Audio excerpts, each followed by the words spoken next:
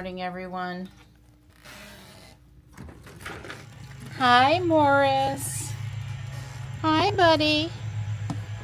There's Stripey. And there's Martykins. Hey, bud. I guess somebody's getting their mowing out of the way early. I don't blame them. It's going to be 100 again today. Somebody mowed yesterday afternoon at like 3:30 or 4 o'clock. And that particular person was insane. Okay, Morris, I got the message over here this morning. Well, everything is looking good except for the impatiens and a couple of coleus. This is the tree that I transplanted yesterday there. Well, I upped the pot, that blue pot down there. And a couple other things to the right that you can't see. That's where I was working yesterday with the door under the house open. So some of that cool air was hitting on me. It's going to be another scorcher. It's just going to be too hot to do anything outside today. It's 10 o'clock now and I'm done with watering. Hand watering a couple of very dry plants. Mostly cat and wildlife water. And I use that water on the plants. The only thing I would change about it is I would have a light up top too. I'm not upset that it doesn't have a light up top, but I would have one up top too. It holds a lot more water than you think, so I shouldn't be having to fill it all the time. It's on an A plug, so it'll come on at 8 a.m. and go off at 10 p.m. And it sounds pretty, and it was easy to set up, and it's working perfectly. Thanks for your help. Oh, you're welcome. Did you put it on your to-do list so you could check it off your to-do list? I need credit. It doesn't count if you don't put it on the to-do list. Hopefully that one wasn't too bad. I tell you what, though, it was pretty hot out there just standing on the front porch. Yeah, well, we did it in the nick of time because the sun's going to come onto the front porch here pretty soon. Yeah, I did set it up to come on at 8 and go off at 10. Yeah. And if it's loud and we're noticing it during TV time, I'll alter the shut-off time. Yeah, well, we're just using that thing just to save the pump. Those little, the right pump for the thing, those things are hard to find and expensive. Yeah, well, it's... The problem with that pump is it's way down in there. Yeah, so that's not one you would want to get dirty and have to take it out to clean the filter often because it's down in there pretty far from what I could tell. I don't know, you can get your hand in there. And I'm a pro at cleaning fountain pumps, but the less I have to clean them, the better. Right, I'm just trying not to replace it. Those little Casa plugs are $10 a piece and they're easier to set well, up. the little fountain pumps are $10 a piece, but some of the Casa plugs are $10 a piece. Right, but some of the nicer fountain pumps are way more. Yes, yeah. The little ones are easy peasy though. Donnie, it wants to know if you want to go to Wake County Convenience Center number 1. No, that's Sunday, doesn't it? No, that's the Sunday destination. This is Saturday. That's too funny.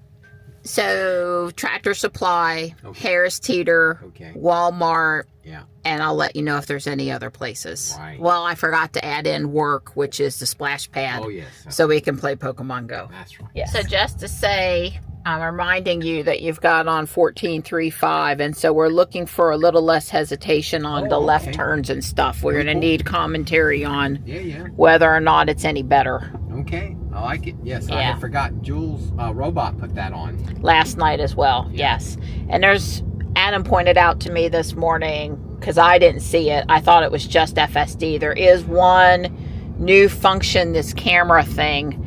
I'll have to remember where you can get up instead of just the rear camera or something. You can get up any of the cameras that you want to be viewing while you're going down the road. I don't know how it works in the Cybertruck where the rear camera is this camera, but at least on Robot. But the Cybertruck had it in the release notes too. So, okay, now that I said that, one of these is safety is blue. Yeah, probably. So maybe that's... I'm just having trouble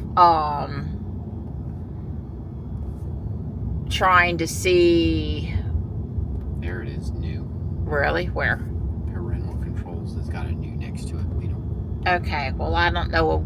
On see if there's another new thing. Yeah, I'm gonna have to find out where the camera thing is. Well, one would think it would be right up here under controls, where you could, you know, quickly spot it up at the first. But no, I see not. So I'll have to look that up now. Let's pay attention to this left turn, because this is the most complicated turn we do on the entire. Yeah, generally speaking. Generally speaking, this is it. So quite a few cars coming from the left. We're still too far back to see to the right. Yep. Now we've pulled out far enough to see. The right is clear. Yep. Several more cars coming on the left. Yep. So after the BMW, It still appears clear I here. think it's gonna go. Here we go. Yeah. I would have to say though that more where we were seeing was when, like, we're pulling out on a 2-lane divided highway and somebody's in the left lane, but we want to pull into the right lane. You know, hesitation of waiting for every last car to come past when most human drivers wouldn't wait. So I don't know. All I'm trying to say is I don't know if that was a good test or not. Oh, I don't know if it's basketball or maybe volleyball or pickleball, but there was a lot of people in the community center. Obviously some sort of indoor sporting going on this morning. And probably baseball practice over here today.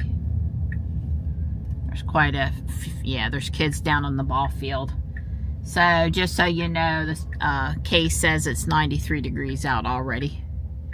But, so they would not in the summertime be playing baseball right now. They play in the spring and they play in the fall, but they might be having tryouts or something like that. I saw some more adults than for practice under a awning thing. So as much as Dawn focuses on energy use and tries to conserve energy and therefore money, Right. Dawn has never once asked me to lower the air conditioning or lower the heat.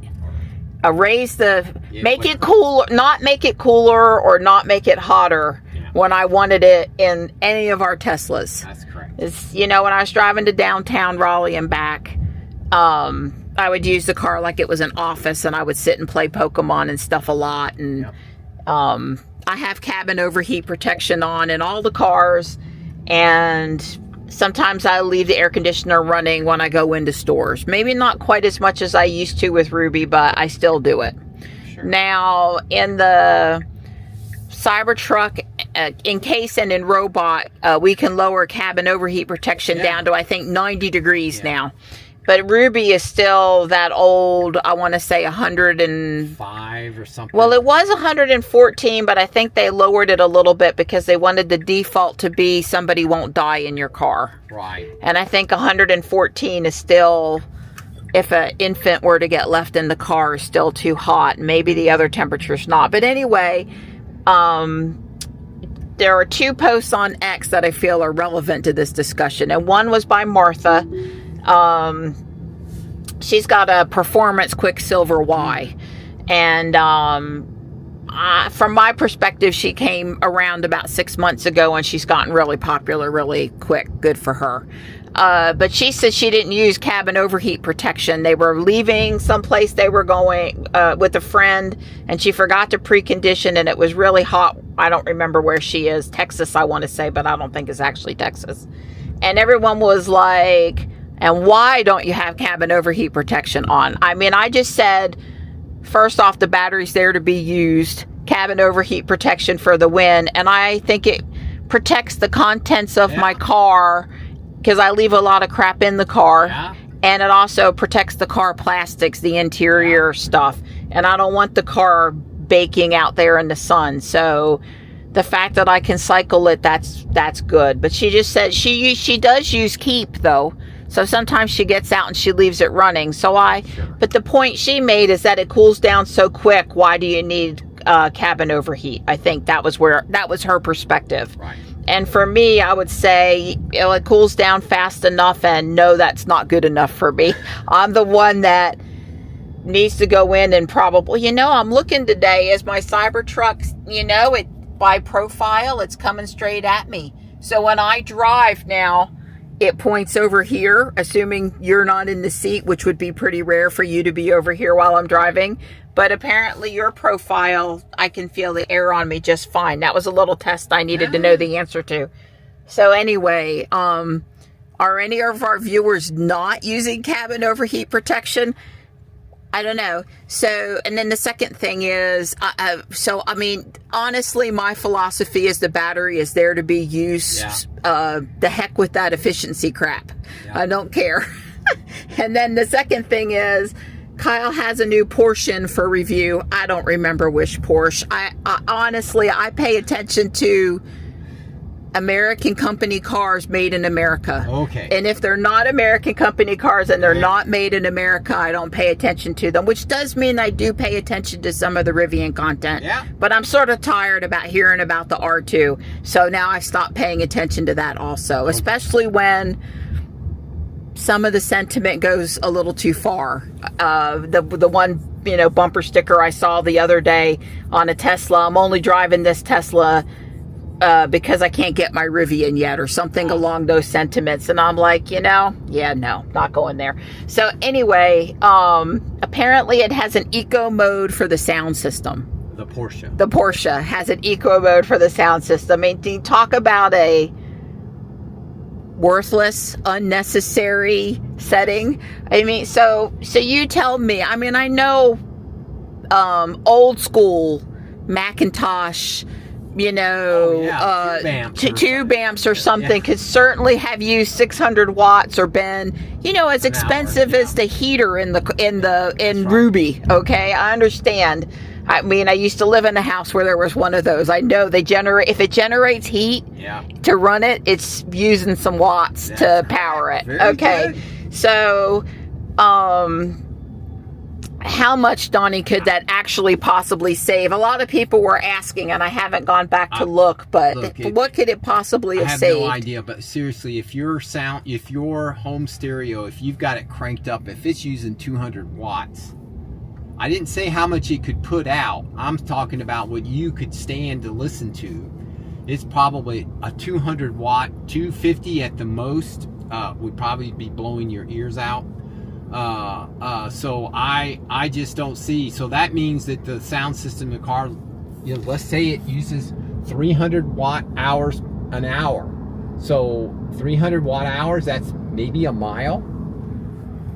Yeah, I was thinking it was negligible. Let me be more polite and say, instead of saying worthless, let's just say I'm thinking it will make a negligible difference. It's kind of like, you know, I think in all the years we've had the Teslas, we've only really been concerned about range one time. One time. And it was over in the Greensboro area. It was leaving Andy's house that one time. Yeah. It was just that one time.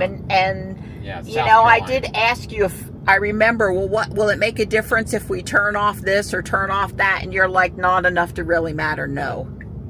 Yeah, turning off the resistance heater in the winter time, like in Ruby, would make a difference. That's six kilowatts. So, absolutely. So if your heater was blasting at 6 kilowatts, and it probably isn't running at 6, it's probably doing 3 because it's turning on and off, on and off. Right. So, you know, but 3 kilowatts, you know, even in Ruby, you know, that's 10 miles.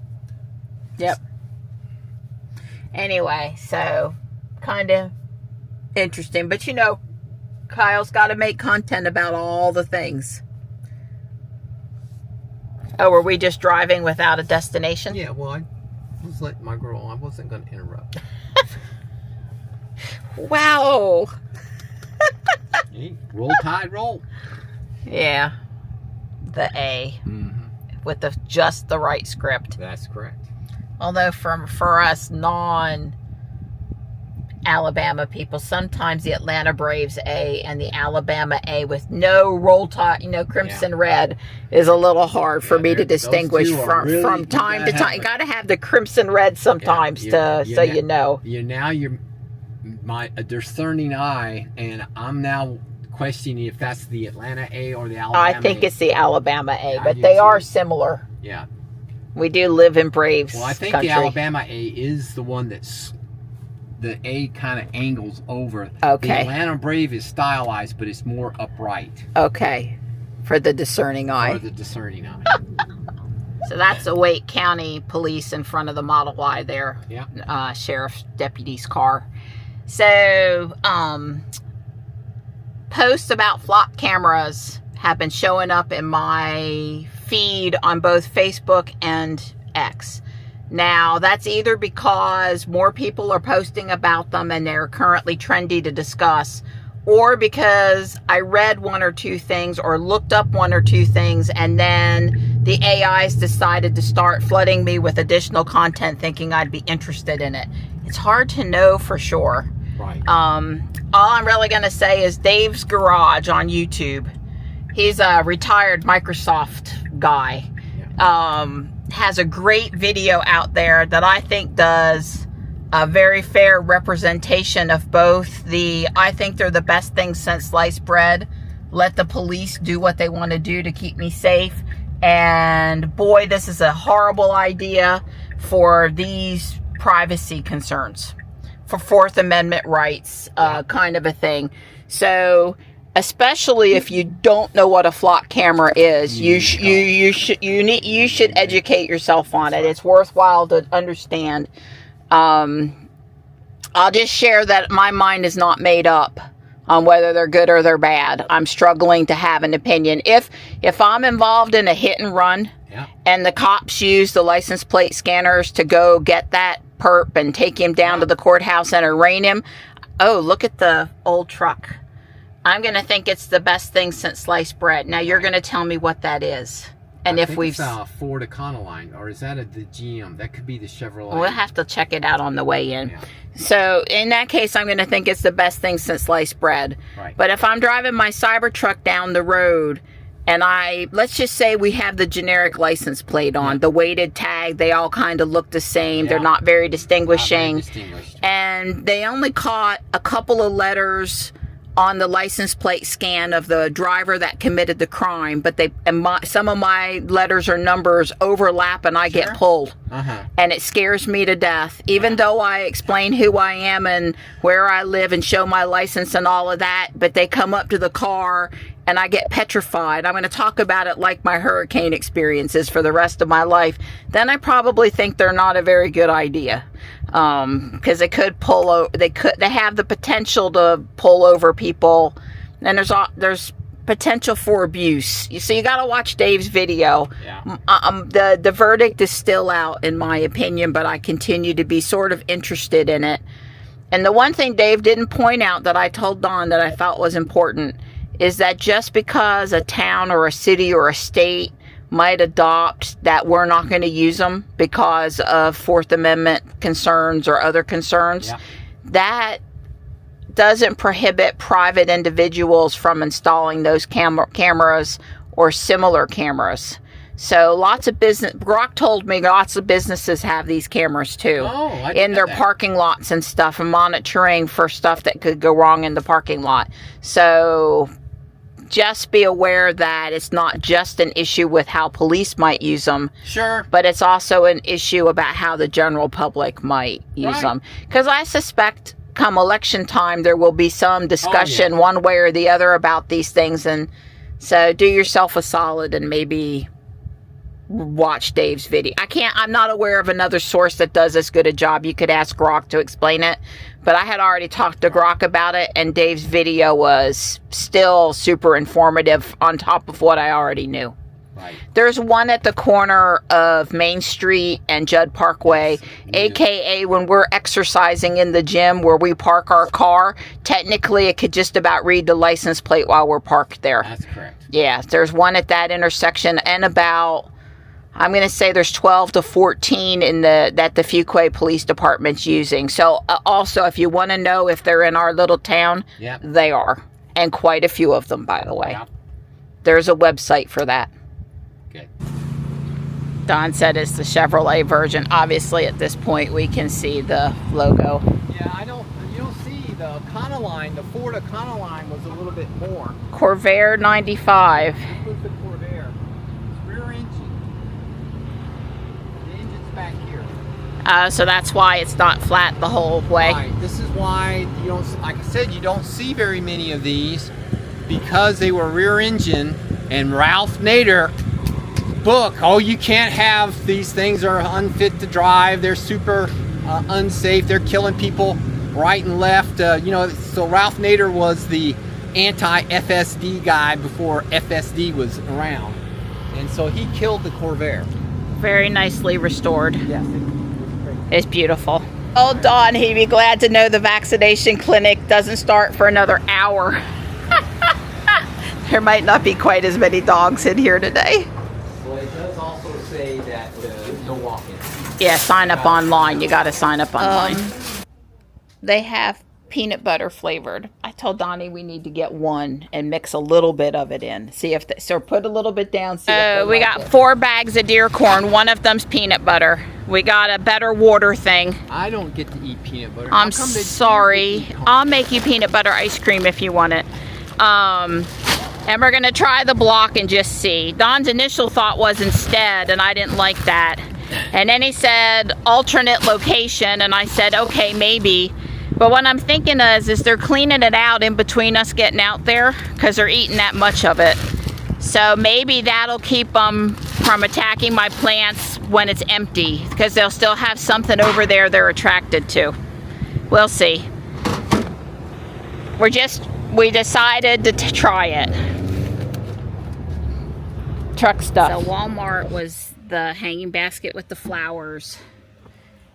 This identical basket with flowers, but they're begonias, and the celosia, 2 celosia plants, $12, or each of them was $3 each. So the deer aren't supposed to like celosia, so hopefully not. And I'm sure they're going to munch on the begonia. It'll probably be gone by tomorrow morning, but for $3, I put it out here. Be clear, that's the prior begonia, which I will set in a quiet spot and try to let it come back to life up at the house. So last night I built the floor of the 2nd floor, and I ran out of tan tiles, and today I'm gonna do the floor of the 3rd floor, and it's taken a bit to load, but anyway, I'm going to run out of, you know, not gonna have tan tiles to put here either, but it, you know, it's a nice hour or so's worth of work to get to the point where I'm ready to put the